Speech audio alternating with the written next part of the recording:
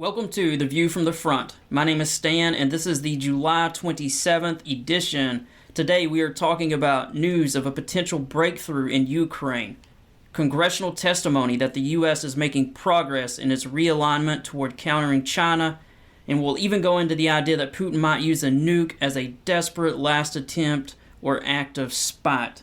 This is going to be one of those episodes where you're going to feel so much smarter by the end of it, so I think you're really going to enjoy it. Besides all of this, we will also highlight some military units that are operating around the world, and then finally, we will, of course, cover some motivation and wisdom at the end, as we do with every episode.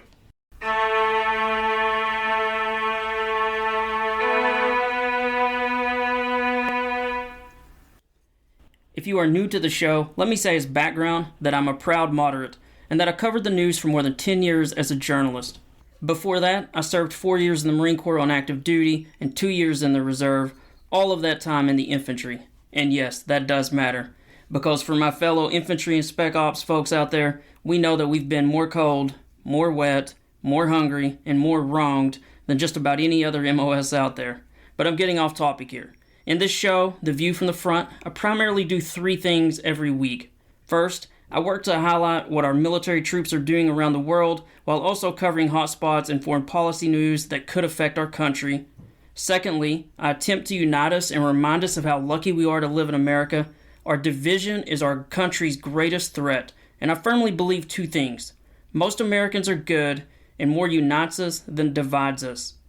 Finally, I always share plenty of motivation and wisdom at the end of each episode because I want to help encourage you and lift you up. Life is certainly hard, and each one of us needs all the motivation and encouragement and wisdom that we can possibly get. Thanks again for joining us. I really hope you get something from the show.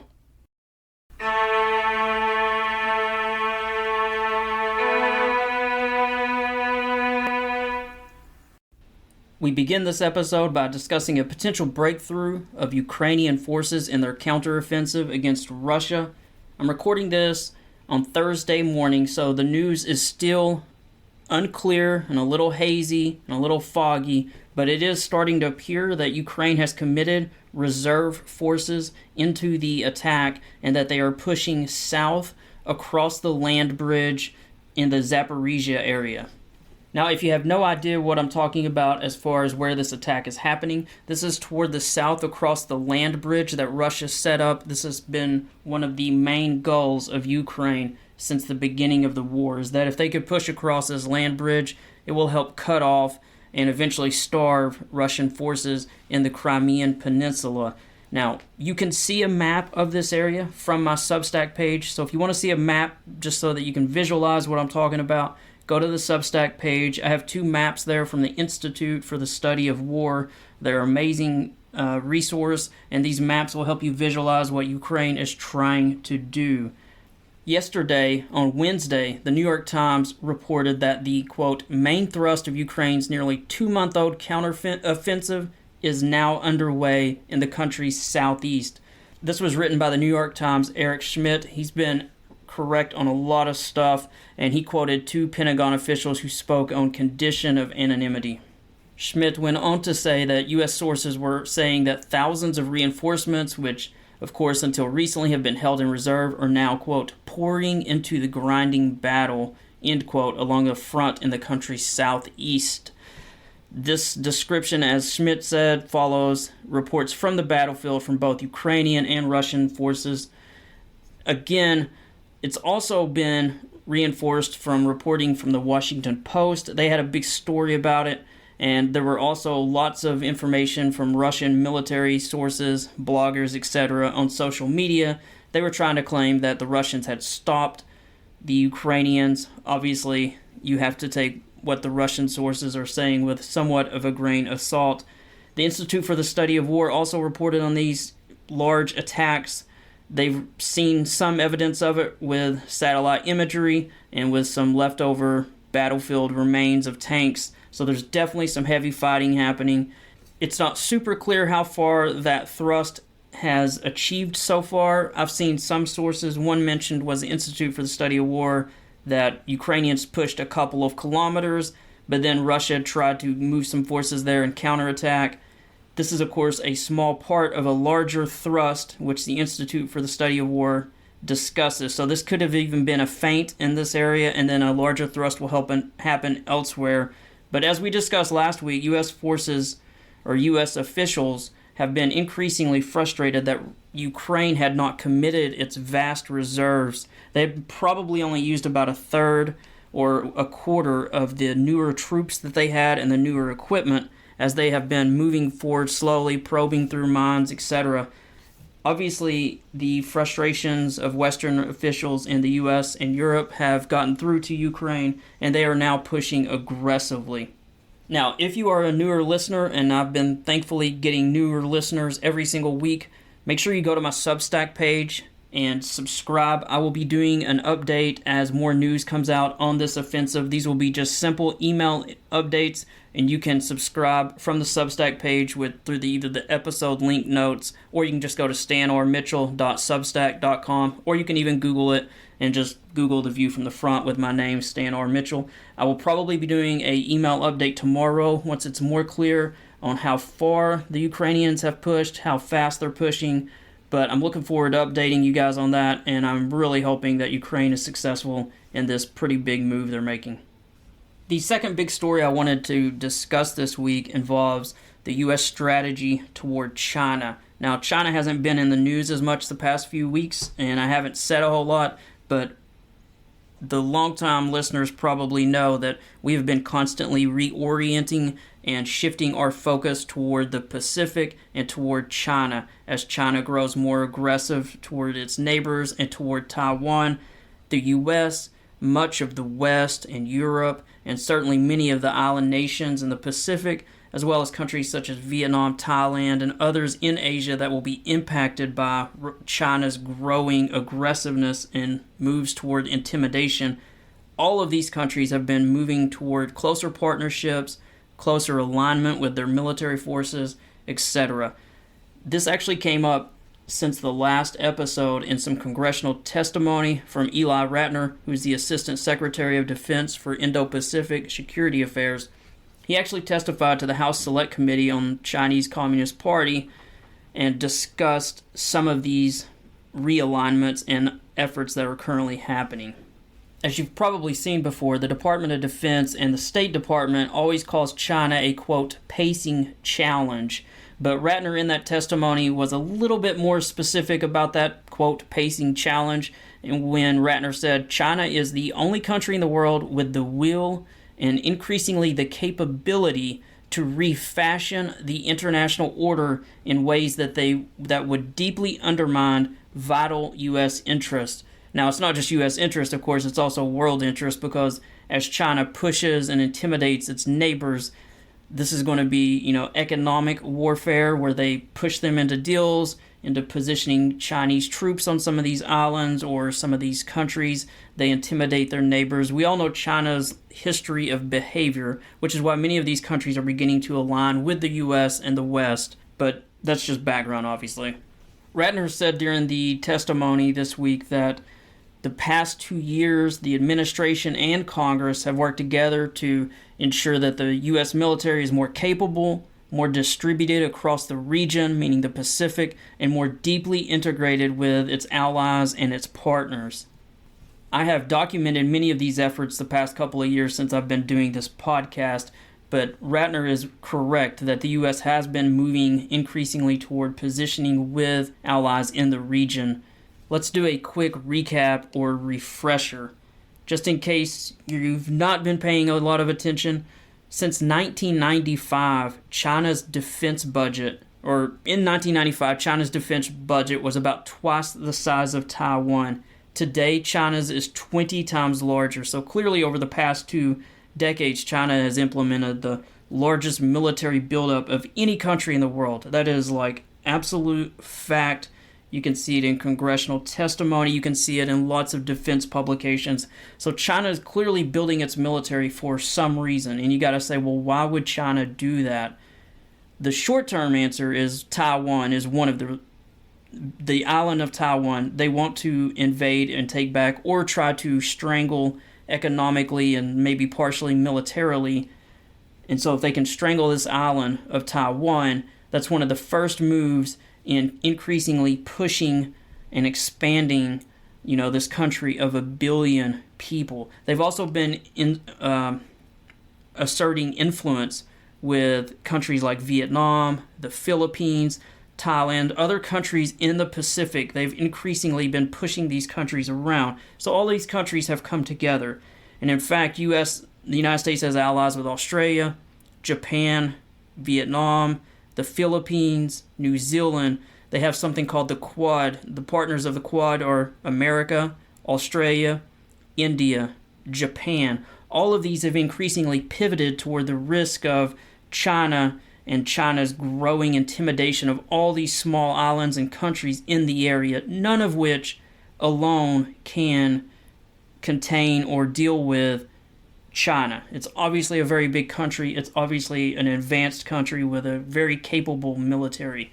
Now you might say, well, why do we care? Let China do whatever China wants to do. But the problem with that short-sighted view is, first of all, China most certainly will economically and militarily intimidate, if not invade, many of these places as they've increasingly increased their control in Hong Kong. They have a horrible human rights record, and so they're going to take these people and put them into camps, or they're going to do very bad things to them.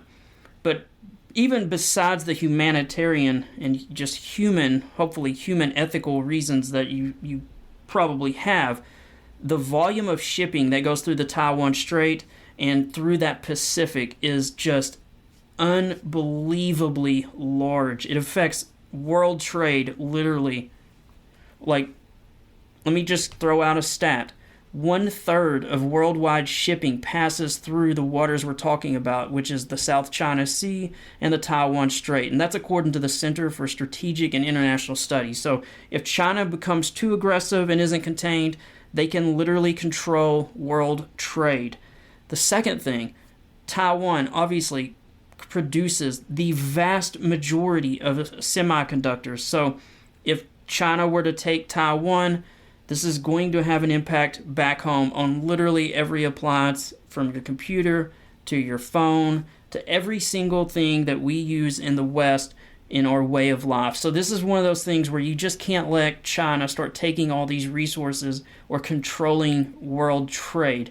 Because I assure you, if you think America has maybe not the perfect record in rights of people, let me assure you, you do not want China controlling the world. This would not be a good thing. That's why so many countries are coming together to counter this threat. So that's essentially what is happening, just as a refresher, just so you can argue with your neighbor and make some counterpoints on why we should be involved.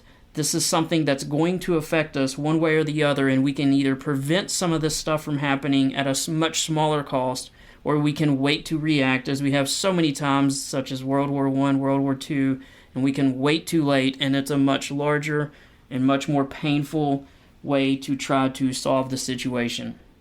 Back to the congressional testimony by Ratner, he was quoted as saying that, consistent with long-standing U.S. policy, we are supporting Taiwan's self-defense in the face of Chinese threats of aggression and the ongoing pressure campaign. Now, obviously, China has been diplomatically trying to pressure Taiwan.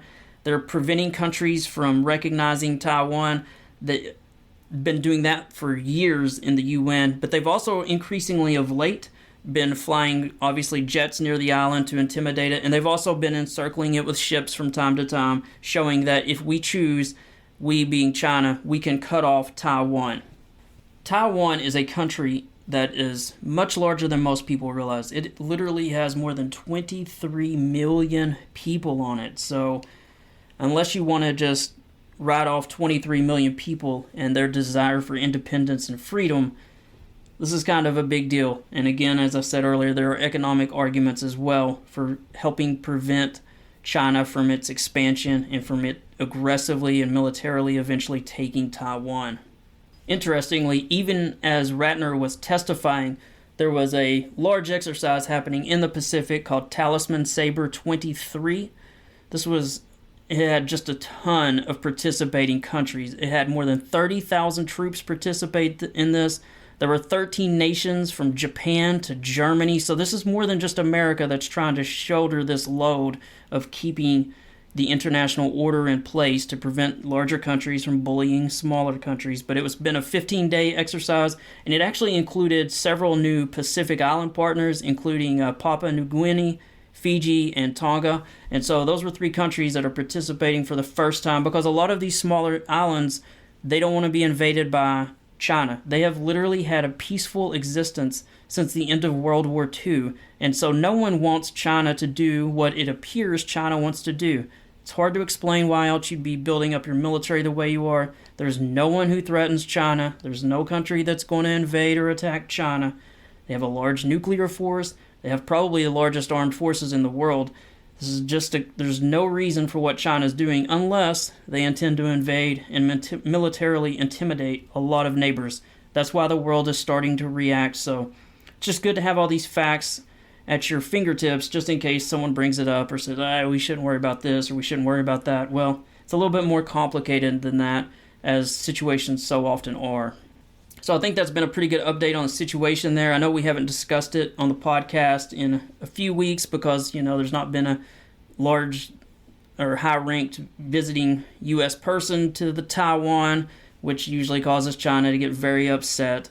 Again, they're trying to control a country, but hasn't really made the news lately. But you need to keep all this stuff in the back of your mind, because this is the thing that we're all trying to avoid as we navigate, hopefully, a peaceful existence with China and also a thriving trade relationship. It's in no one's interest for China to do what some of its far right wants to do. So let's just hope that they can keep the military in check and those who want to do things that would not be good long term. Let's just kind of keep them in check, and let's keep a peaceful coexistence together. Let's throw in a quick commercial, and then we will discuss Putin and the nuke situation. Just a quick reminder, if you love what you're listening to and would like to help support the show, you can do so by signing up as a monthly paying subscriber. For $5 per month, you can help us sustain, grow, and improve the show. As you can probably tell, I truly do believe in trying to highlight what our military troops are doing around the world, unite our country, and remind us of how lucky we are to live in America, and share plenty of motivation and wisdom at the end of each episode, because I want to help encourage you and lift you up. Long term, being able to quit my day job would be a dream come true. It's honestly what I feel compelled to do.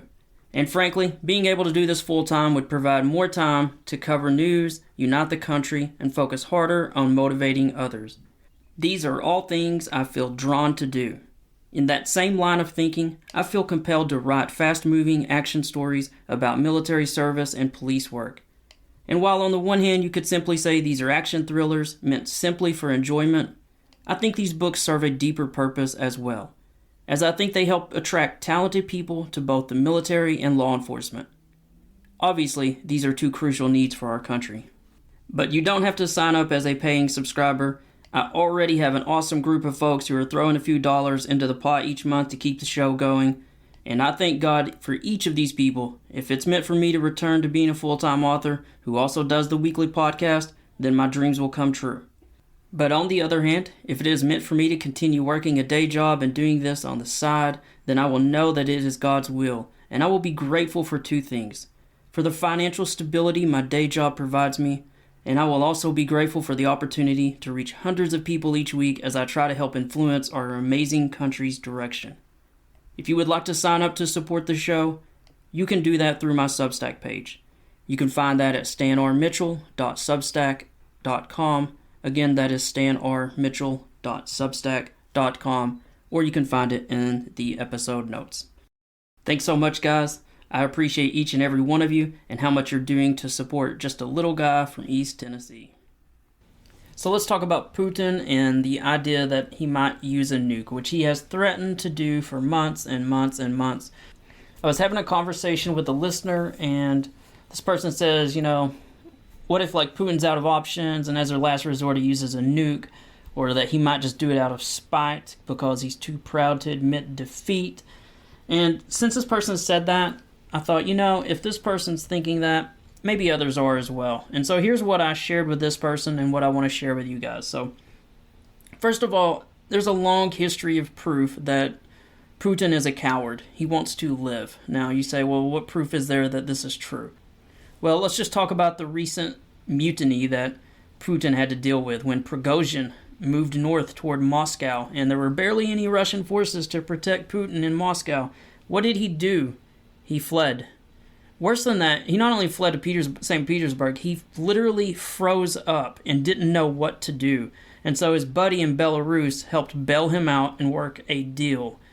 So that's fact number one. Also recently, and I shared this on some of my social media channels, there was an outspoken Russian critic who was a Muslim.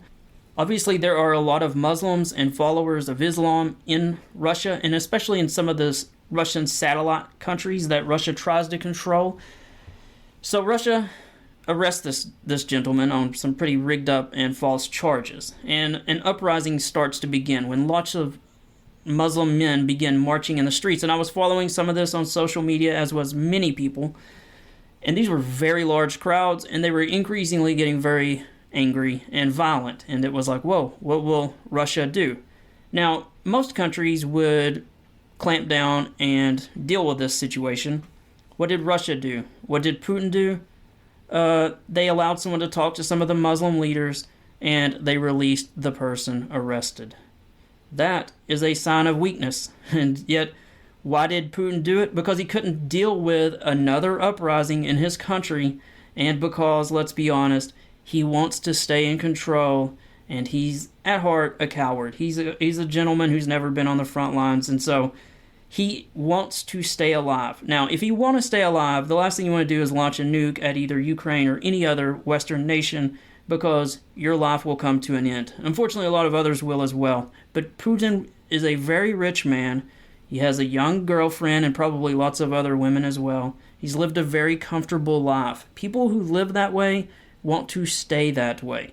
They don't want to die in a nuclear holocaust, because none of us honestly want to die within the next 10 seconds, 10 minutes, etc. We all want to live. We all want to live in peace, generally speaking. So Putin likes to look strong.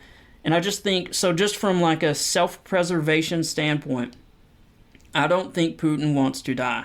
I think he's a coward, and he wants to live as long as he can. That's what most of us want, but I definitely think that's what he wants. And I think he has a documented history of this, of blinking when it comes time to decide whether to stand up or blink. He blinks. Now, let's dig into it just a little bit further. So U.S. folks in the intelligence business, and you can see this from some interviews with the CIA director, we have reached out to Russian commanders of nuclear forces and warned them to not use them or else. So we're literally keeping an eye on many of these forces, these nuclear forces.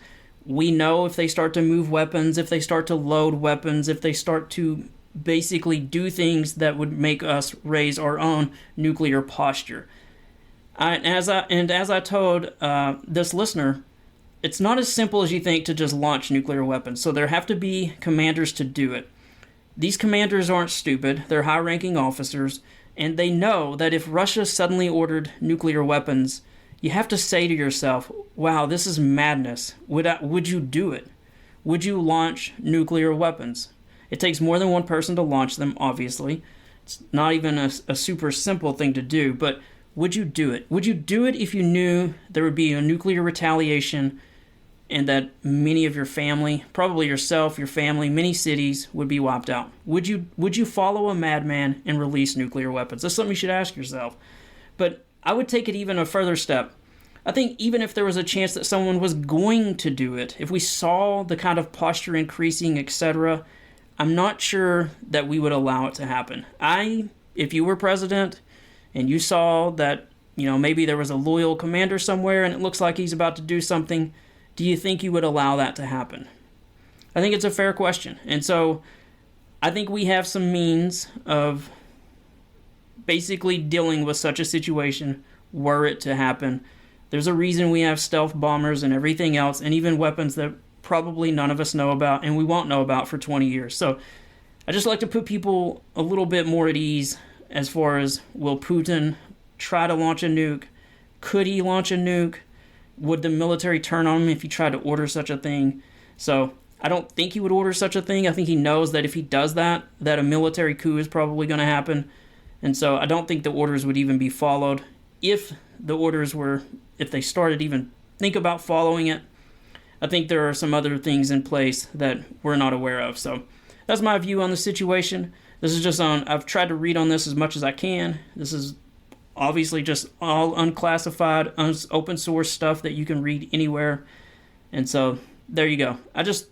I think it's easy for him to throw that out as a threat, and I know that people worry about it, but I think we worry about it a little more than we should. And if you read some of the open congressional testimony, especially from the CIA director and some of our other NSA and others, we are clearly keeping an eye on Russia.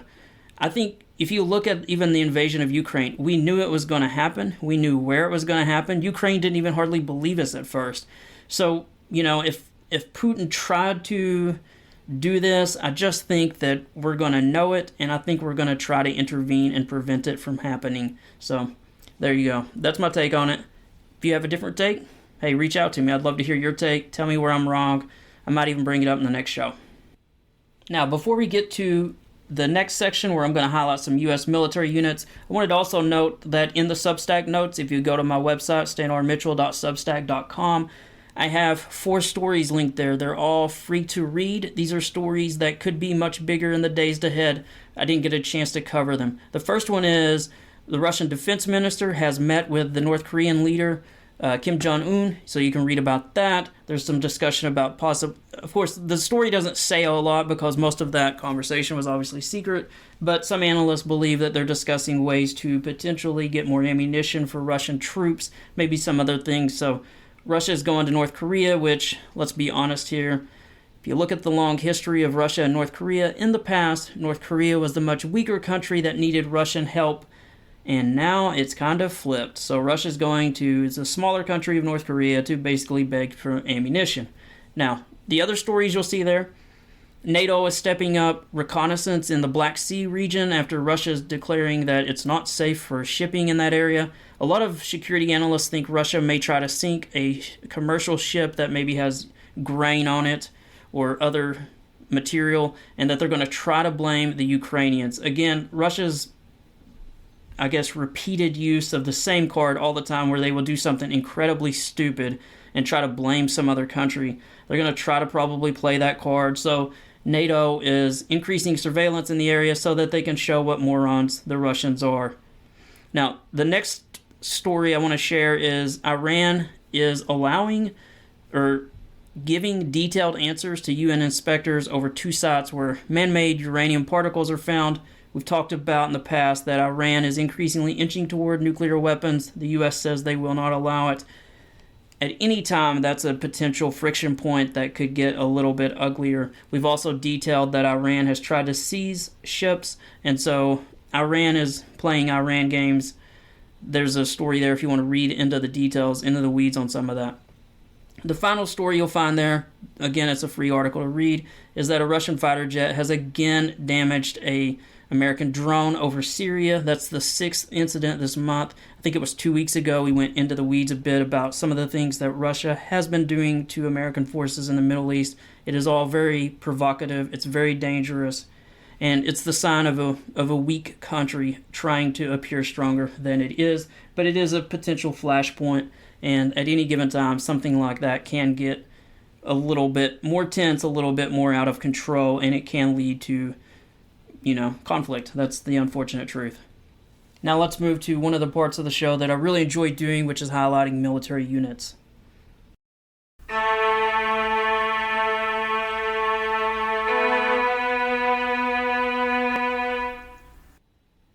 Every week I like to mention or bring your attention to certain military units around the world, and there are several reasons I do this. First, these photos from the Department of Defense give some recognition to the service members and units.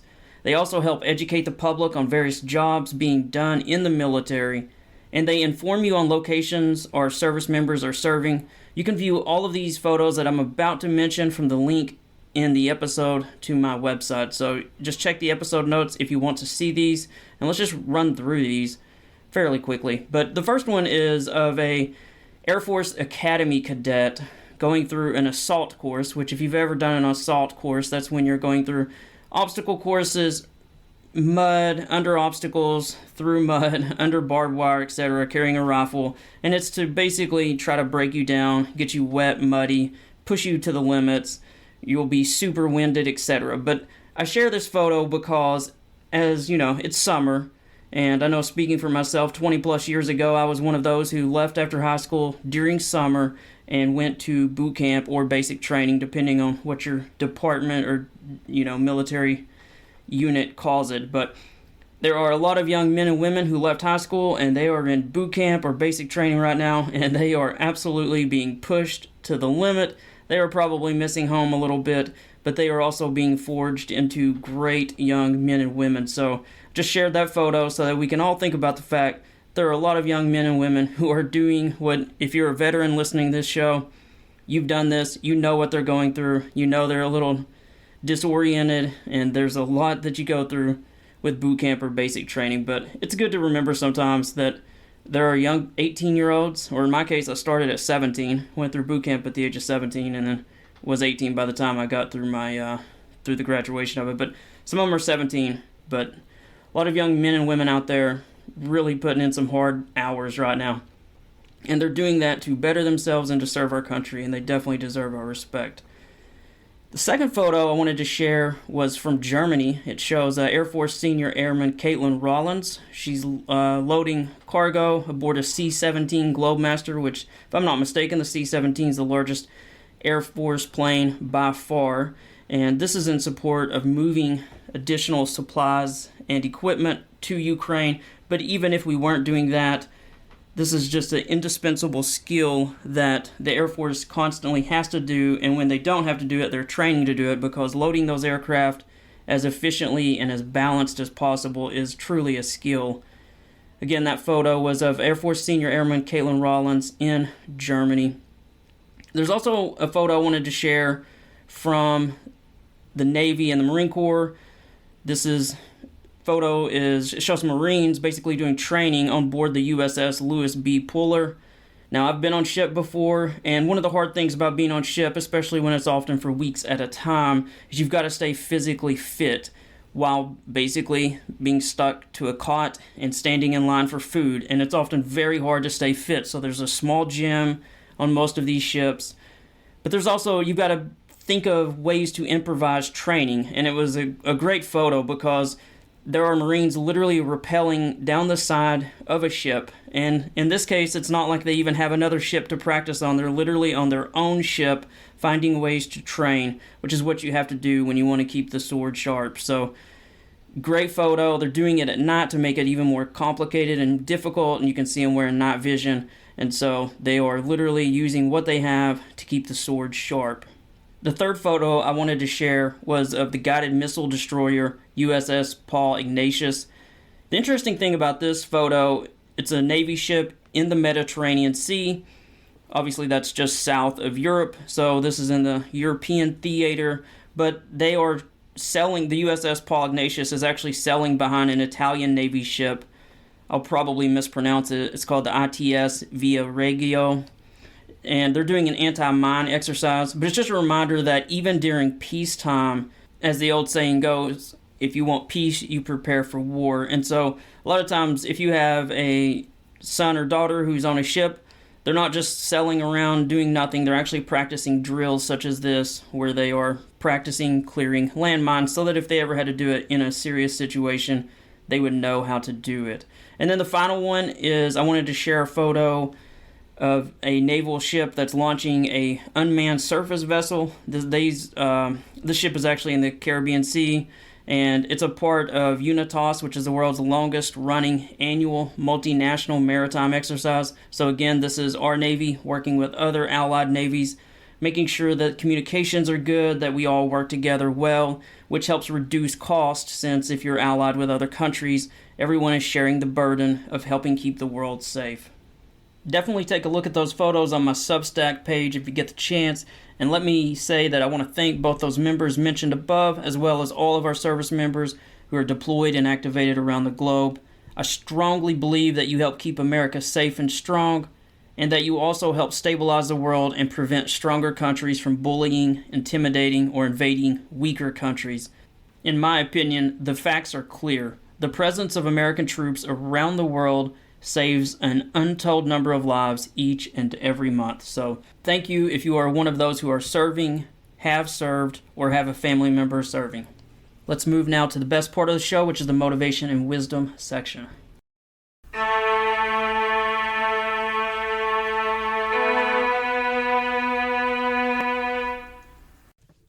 We're going to begin the motivation and wisdom section with a little pep talk, because someone out there needs to hear this.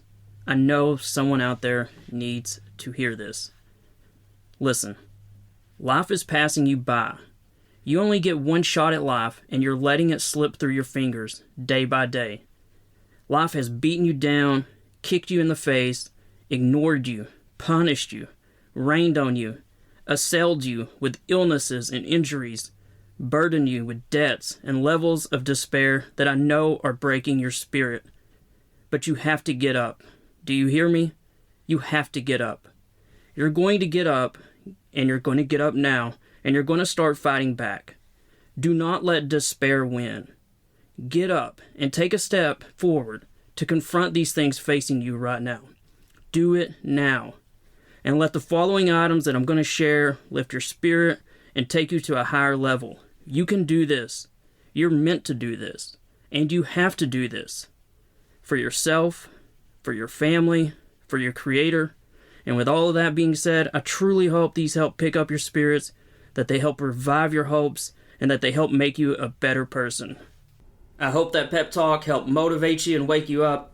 I once read, if you don't think you're powerful, think of your most important relationship of that person who's depending on you. Maybe it's a son or daughter. Maybe it's a parent you're caring for. Maybe it's your spouse. If you don't think you're important, if you think you don't matter, imagine if you suddenly went away. Who would care for that person? Who would check on them, love them, care for them, help them? We are all way more powerful and important than we think. And the work we do, even that work we forget about and sometimes complain about, it's important. You can have an impact. You are having an impact. And now that you're paying attention, let's share a few more items to help feed you and make you stronger. Here is the first one. Have this belief. I am worthy of making my dreams come true. Again, have this belief. I am worthy of making my dreams come true. Here's the next one. Probably heard of this one before, but it's still worth reiterating. But it's about how fast bamboo grows after a slow start. So here's the quote. Once the bamboo seed is planted, the farmer waters it every day. He does that for 4 years before the tree even breaks ground. When it finally does, it grows 60 feet in 90 days. Remember, good things take time to take root, but when they do, and there you go. So once again, once the bamboo seed is planted, the farmer waters it every day. He does that for 4 years before the tree even breaks ground. Again, 4 years. When it finally does, the tree grows 60 feet in the next 90 days. Remember, good things take time to take root, but once they do. All right, here's the next one. Success is 1% idea, 99% doing. Again, success is 1% idea, 99% doing. Next one. All children are artists. The problem is how to remain an artist once they grow up. That was a quote from Picasso. Again, all children are artists. The problem is how to remain an artist once they grow up. Next one. Work on yourself daily and watch your life change. Again, work on yourself daily and watch your life change.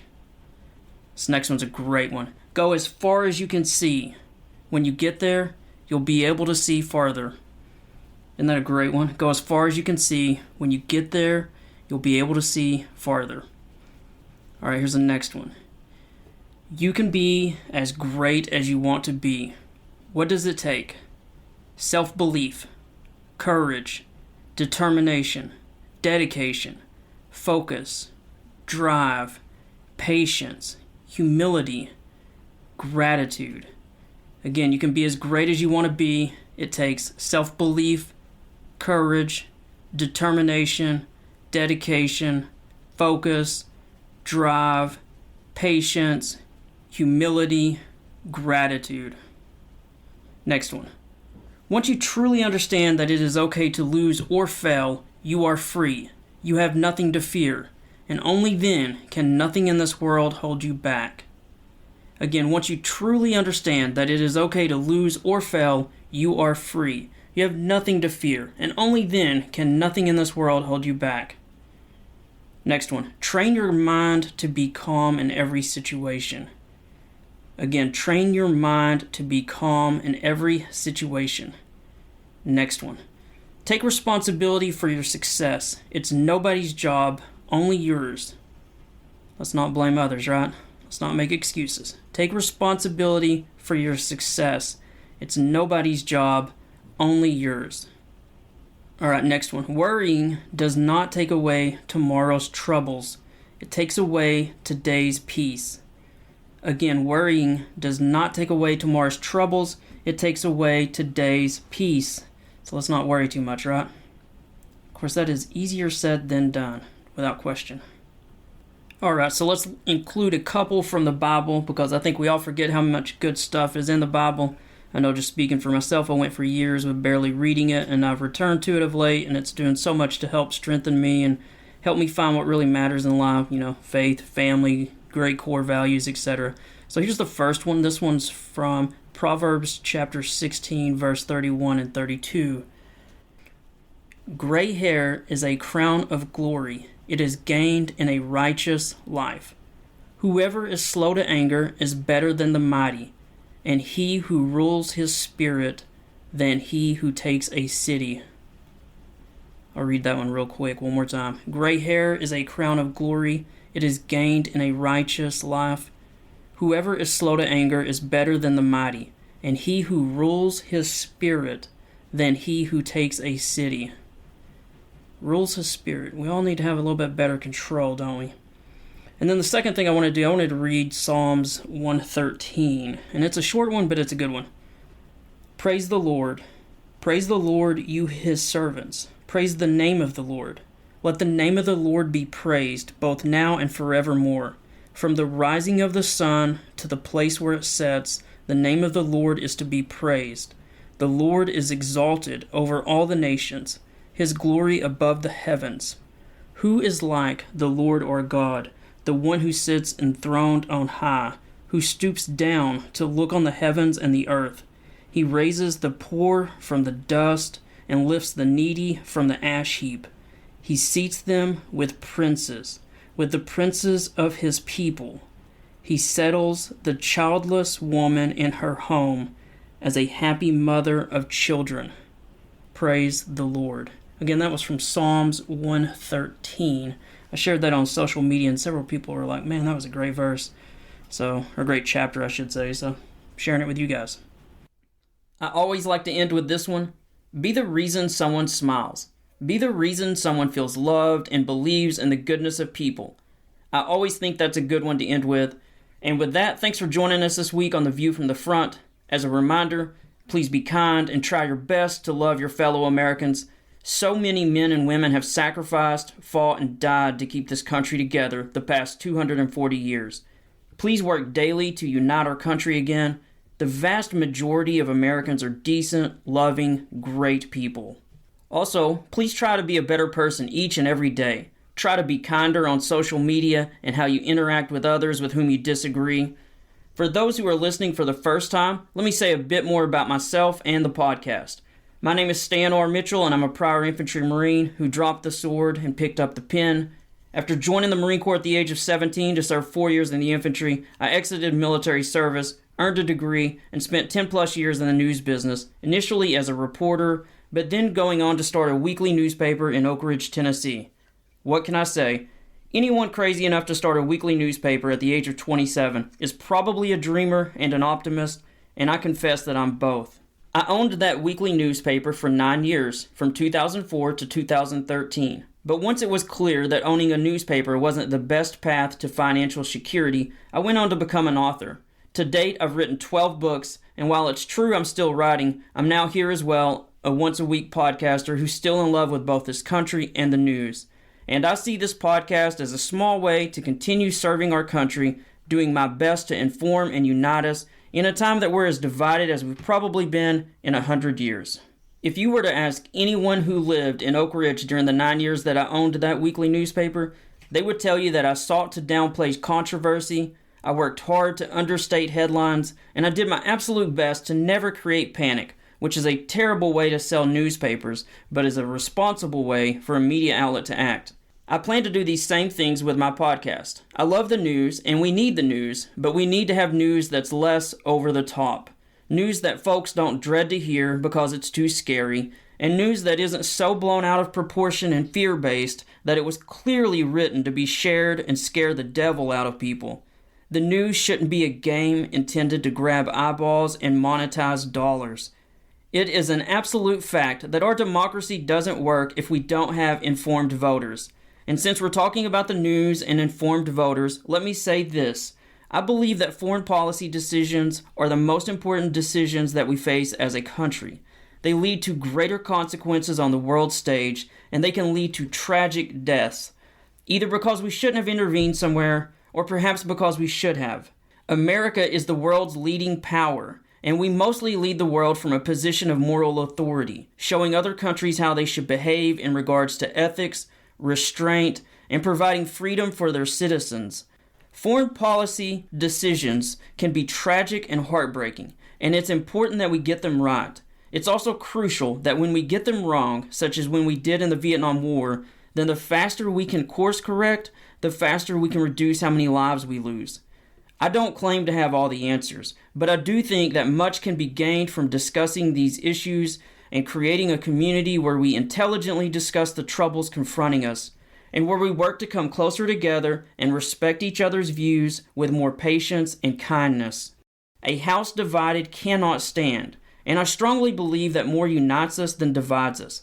I will not remain silent while politicians, seeking their own personal gain, try to throw gas on a dangerous fire, doing their best to tear apart this country so that they can advance to a higher office.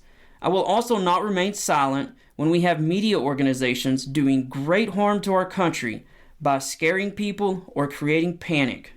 We face great challenges as a country, but America has stood together for more than 240 years, and it's only together that we can pass on a better future for our kids.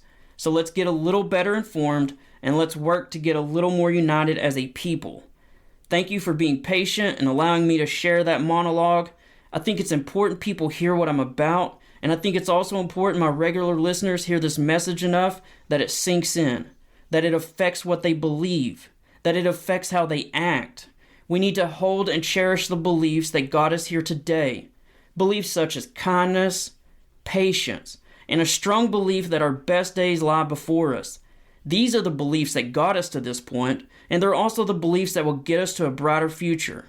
Thanks again for your patience and for listening. I know it's not the sort of fast-paced, really hip, Twitter-friendly, TikTok-cool message that fits most podcasts that go viral, but maybe we've got a few too many podcasts that are like that. Maybe we need to go back to something deeper, to something firmer and more solid, to something we can build a foundation from, and that's what I'm offering. Now, we're almost to the end of the show, and I'd be a fool not to mention my books. I'm honestly a terrible salesman. I'm not pushy. I could do better about believing in my books and my side career that I'm trying to spring to life. See, all that motivation I share each episode, half of that, maybe more, it's for me. But in all honesty, my books are pretty good. I write fast-paced books, and when I say fast-paced, I mean really fast-paced. And if you read the reviews, people say they are gripping, compelling, and full of twists and turns. I've written a dozen books to date, and I've been fortunate to have sold more than 70,000 copies. If you're one of those people who've purchased one of those books, let me say thank you. I really, really appreciate it. Now let me say just a bit about the various series and books, just in case you're still here, and just in case you're still intrigued. I've got a CIA book series about a Marine Scout sniper named Nick Woods. There are 5 books in that series, and it's not only fast-paced and crammed with action, but people say the main character, Nick Woods, is one of the most amazing, real characters they've ever read. He's not some Jason Bourne Superman. He's just a hard, tough man who was raised in the old ways. The first book in the series is called Sold Out because the main character, Nick Woods, gets sold out by the federal government. Obviously, that's why I named it Sold Out. Now, I've also got a detective series about a prior Force Recon Marine who becomes a detective. He moves from a big city, which is Memphis, to a small town, and he learns there's a lot more going on there than you'd think. It's got some organized crime in it. It's got loads of action. It's got a couple of cops die before the end of book 1. And if you love that as much as I think you will, there's also book 2. Book 1 is called Takedown. Book 2 is called Gravel Road. And Gravel Road may have one of the longest, most grueling hand-to-hand fight scenes you've ever read. Everyone talks about that. Now, I've also got book 1 of a private investigator series that's done. It's about an Army Ranger who's a girl's only hope after she gets abducted and the cops have stopped looking. There's plenty of action in it as well, and it doesn't hurt that the aunt of the girl is hot and she takes part in the chase. This book is called Hell in the Mountains. Now, I've got 2 realistic war novels. One of them is about World War II. It's called Soldier On. It is just an unbelievable story. It goes into the realities of military leadership as soldiers get pushed and pulled through physical torment and mental anguish. Veterans who have read that book say it's just beyond gripping how real it seems. And then I've also got a realistic war novel about Afghanistan. It's called Hill 406. It's about a couple of Marines who end up having to disobey orders and risk everything to save some fellow Marines. Anyone who's been in the military knows that sometimes there are military leaders who are not that great, and this book goes into the leadership and how sometimes disobeying an order in order to save lives might be the right thing to do. Now, finally, I've got a motivational self-help book called Number 44, The 10 Traits That Carried Obama to the Top. This book is about helping you reach an all-new level and has absolutely no politics or left or right issues. It's crammed with information that will motivate you and inspire you as you wrestle and fight with your own challenges. You'll learn how Obama came from a broken family and poverty and conquered so many mind-blowing obstacles, including a crushing election defeat that most people aren't even aware of. This book will really help you in your journey, including teaching you ways to be optimistic that you can become something, persevere while doing the dirty, non-glamorous work, put in the reps as you improve your craft, stand strong against pressure from outsiders, never give up on your dreams, persist on those dreams even after early failures and burnout. It will help increase your confidence, help you become more self-aware, and finally, it'll even help you increase your charisma. I got all these tips and tools in this book that I think could really help you. If you are interested in any of these books, you can find links to them in the episode notes, or you can just go to Amazon. Look up my full name, Stan R. Mitchell. Make sure you include the R because there are other Stan Mitchells. Just look up Stan R. Mitchell on Amazon, and they are all 12 there. For those who are still listening, thanks so much for joining us this week. I am out. I will see you next Thursday.